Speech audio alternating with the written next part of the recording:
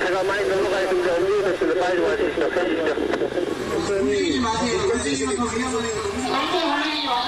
세월호 인양 작업이 사고 1074일째 이어지고 있습니다. 세월호 인양에 소극적이었던 정부는 박근혜 전 대통령 탄핵이 이루어지자 열흘 남짓 만에 인양 작업에 들어갔습니다.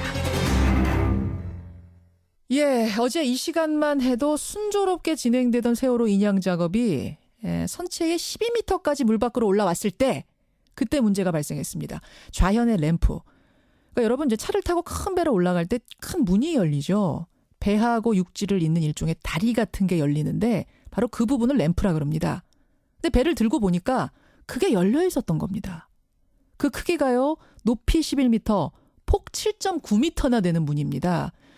그게 밑으로 쭉 늘어지다 보니까 세월호를 밑에서 받치러 이제 반 잠수함이 들어가야 하는데 그 공간이 안 생기는 거죠. 문이 쭉 늘어져서 덜렁덜렁 있으니까요.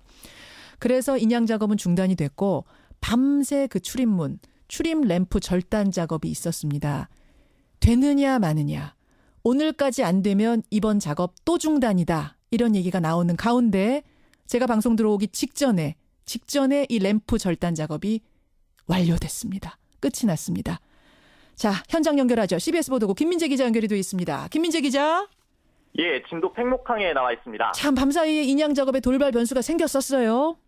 예, 말씀하신 대로 어젯밤 10시 해양수산부가 예정이었던 긴급 브리핑을 진도군청에서 열었습니다. 예. 세월호 선체 꼬리 왼쪽에 있는 램프가 열려서 이것부터 제거하겠다는 얘기였습니다. 그렇죠. 예, 말씀하신 대로 이게 평소에는 선체 벽 역할을 하다가 부두에 정박하면 자동차나 사람이 오가는 다리 역할을 하는 구조물인데요. 그렇죠. 어제까지만 해도 밤새 세월호를 다 올려서 오늘 반잠수선에 싣기로 하지 않았습니까? 예. 다만 환기구처럼 세월호에서 튀어나와 있는 지작물들이 바지선에 자꾸 부딪혀서 이걸 제거하는 작업 중이었죠. 예. 그런데 어제 저녁 6시쯤 지작물을 조사하던 잠수부가 램프의 잠금 장치가 파손돼서 램프가 열린 걸 발견한 겁니다. 그러니까 저녁 6시가 돼서야 발견을 한 거예요. 그 문이 덜렁덜렁 열려 있는 걸. 그렇죠. 이게 세월호 선체를 들어 올리면서 이걸 발견했다라는 게 정부의 주장인데요. 예. 그래서 어제 저녁부터 당국이 램프부터 잘라내고 선체 인양 작업을 이어가기로 한 겁니다. 그렇군요. 예. 다행히도 조금 전에 절단이 다 된 거죠, 김민재 기자? 예, 지금 방금 다 잘라냈다라고 공지 문자가 기자단들에게 전파가 됐습니다. 참 다행입니다. 그럼 오늘 작업 일정은 어떻게 되는 겁니까? 예, 이 예상해왔던 작업 때문에 다소 차질을 빚긴 했지만 조금 전 해수부에 따르면 이걸 마무리하고 이제부터 인양 작업에 속도를 내겠다라고 하는데요. 예. 원래는 세월호 선체를 수면 위 13m까지 들어올리기로 했죠. 그랬죠. 예, 현재 12m까지 들어올렸다고 하니까 오늘 안에는 순조롭게 반잠수선 거치 작업까지 마무리할 것 같습니다. 예. 특히 내일도 기상이 양호할 것으로 보이지만 물속에선 기상보다 유속이 중요한데요. 오늘로 유속이 느린 소조기가 끝나기 때문에 인양 작업을 꼭 끝내야 합니다. 그러니까 반잠수선, 요 이동선까지 싣는 거는 오늘 중으로 무조건 끝내야 돼요. 그렇죠. 이게 수조기가 끝나면은 파도가 거세기 때문에 이동하거나 올리기가 쉽지가 않기 때문인데요. 예, 맞아요. 이 때문에 정부도 오늘 자정까지는 무슨 일이 있어도 거치를 마치겠다고 거듭 강조했습니다. 예. 이래서 오늘 중 반잠수선에 선체를 올려놓으면 예정보다는 늦어지겠지만 세월호를 다시 물에 내려놓는 상황은 피할 수 있어서 일단 한숨은 돌릴 수 있다는 얘기입니다. 참 다행입니다. 다행이고요. 문제는 이렇게 거대한 램프가 3년 넘게 열려 있었다면, 그러니까 이제 발견한 거잖아요. 이 문 열린 걸. 미수습자라든지 또 사고 원인을 밝혀줄 수 있을 만한 어떤 그 물품 같은 것들이 유실됐을 가능성은 없을까요? 정부 발표를 액면 그대로 믿으면 그럴 일은 없다고 합니다. 이 잠수부가 물속에서 확인을 해보니까 예. 컨테이너가 입구를 틀어막고 있어서 램프가 열려 있어도 선체 안의 화물이 유실될 상황은 아니라는 겁니다. 또 여기에다가 유실 방지망도 더 강화하고 인양 작업을 다 끝내면 잠수부들이 물속에 들어가서 혹시 유실된 물품은 없나 확인 작업도 할 예정입니다. 예. 하지만 정부가 3년 동안 인양을 준비했다면서 이런저런 이유로 작업이 늦어지는 것 자체가 문제입니다. 그렇죠. 가뜩이나 인양을 일부러 늦춘 것 아니냐는 의혹을 받고 있는데 지금 제속도를 내고 있다지만 선체 밑바닥에 깔려 있었다, 리프팅 빔에 가려졌다 이런 돌발 변수 때문에 자꾸 작업이 늦어진다고 하니까 국민들로서는 불안함을 지우기 어렵긴 합니다. 이게 지금 램프가 무슨 11m, 7.9m 이렇다면서요. 굉장히 큰 램프라면서요. 예. 근데 그거를 컨테이너로 어떻게 다 막고 있었다는 건지 저는 그것도 잘 상상은 안 되는데 어쨌든 정부 발표는 그 문이 막혀 있었기 때문에 걱정은 말아라. 네, 그렇게 말하고 있습니다. 근데 김민재 기자, 저 램프를 이렇게 막 잘라도 그거는 상관없습니까? 사고 원인 밝히는 거하고? 지적해 주신 대로 이 선미 램프가 사고 원인과 연관된 거 아니냐는 지적이 그동안 있었는데요. 예. 재판에서 세월호 1등 항해사 강모 씨가 참사 전날 램프를 닫았는데도 빛이 틈새로 비춰졌다. 즉 물이 셀 수 있는데 이걸 얘기해도 수리를 안 해줬다고 증언했던 곳입니다. 이 때문에 전문가들 중에선 이곳이 만약에 제대로 방수가 됐다면 예. 이 배가 기울어졌을 때 침수를 어느 정도 막을 수 있었을 거 아니냐는 지적도 나왔고요. 이처럼 사고 원인과 직결될 수 있는 부분인데 정부가 그동안 미리 확인도 안 하고 이 상황이 발견이 되니까 허겁지겁 잘라내겠다. 이렇게 하니 저희도 상황을 좀 유심히 지켜봐야겠습니다. 지금까지 진도에서 전해드렸습니다. 예. 김민재 기자 고맙습니다. 예, 진도 인양 작업 현장에 있는 CBS 김민재 기자를 먼저 연결했습니다. 이 전문가들은 이 상황 어떻게 바라보고 있을까요? 오늘도 공기령 교수 연결을 해봐야겠네요. 해양대 공기령 교수. 교수님 나와 계세요. 예, 안녕하세요. 다행히 제거는 됐습니다만 이것 때문에 반 잠수함에 올리지 못할 정도의 그런 심각한 문제였던 겁니까? 예, 그 선체 외부로 나와 있는 가장 큰 구조물 중에 하나가 램프였습니다. 그런데 그 램프가 이 케이블을 가지고 열고 닫고 하는데 단단하게 고정되어 있지 않아가지고 세월호가 침몰하면서 그쪽으로 화물이 쏠려서 아마 반쯤 열렸을 거로 그렇게 지금 판단이 되어집니다. 근데 앞에서 김민재 기자하고도 얘기했습니다만 본인양 시작하기 전에 잠수사들이 물속에 몇 번이나 들어가서 물속 상태를 확인했는데 그리고 들어 올려지는 와중에도 잠수사들이 수시로 분명히 들어가서 확인을 했을 텐데 이 커다란 출입문 열려 있는 걸 그렇게도 모를 수 있습니까? 12m 들을 때까지?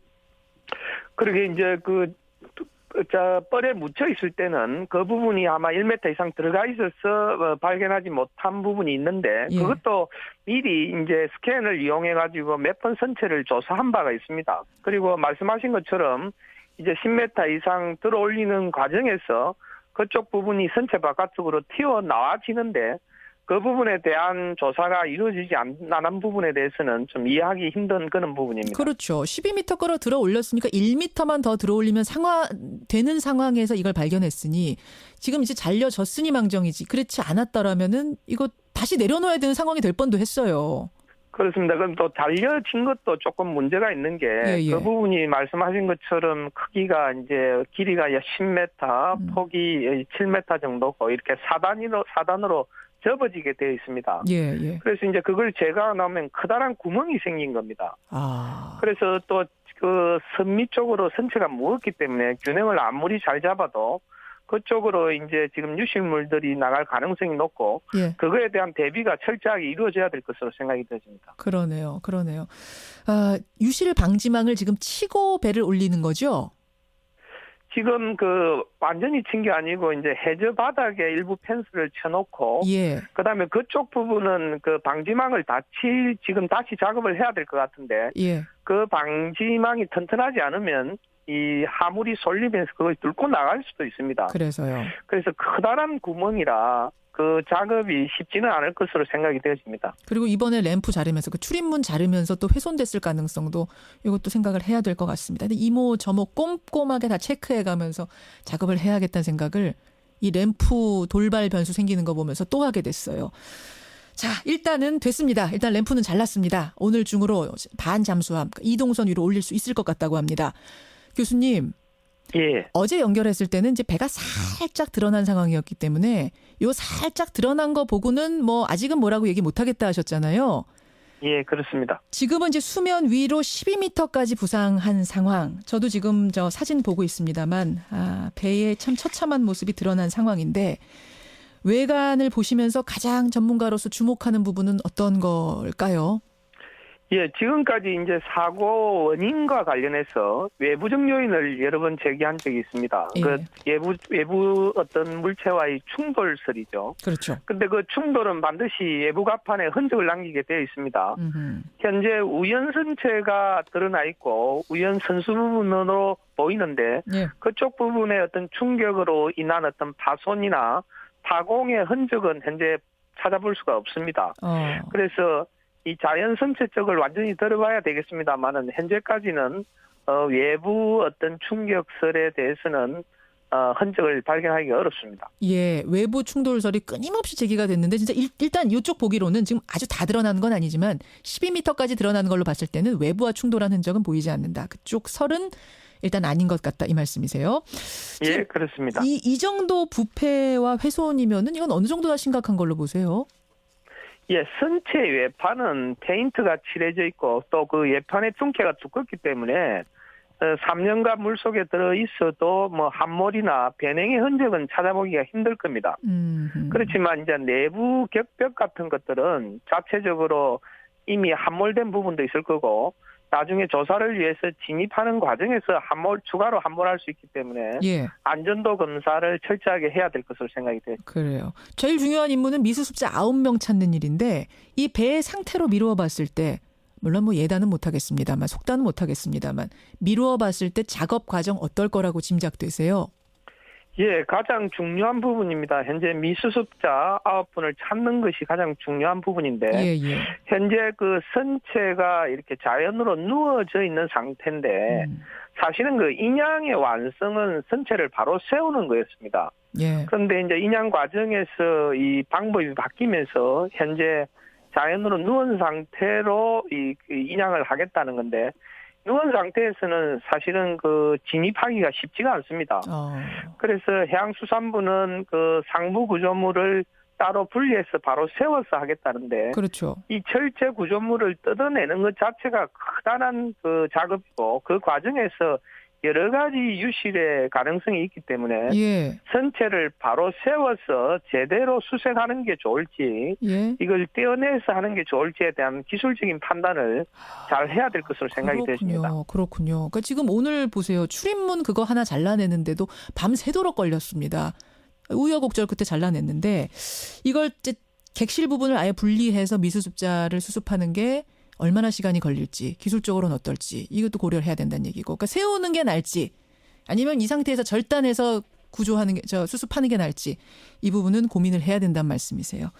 예, 그렇습니다. 네, 여기까지 일단 짚어보죠. 공기령 교수님 고맙습니다. 예, 감사합니다. 한국해양대학교 항해학부 공기령 교수까지 만났습니다.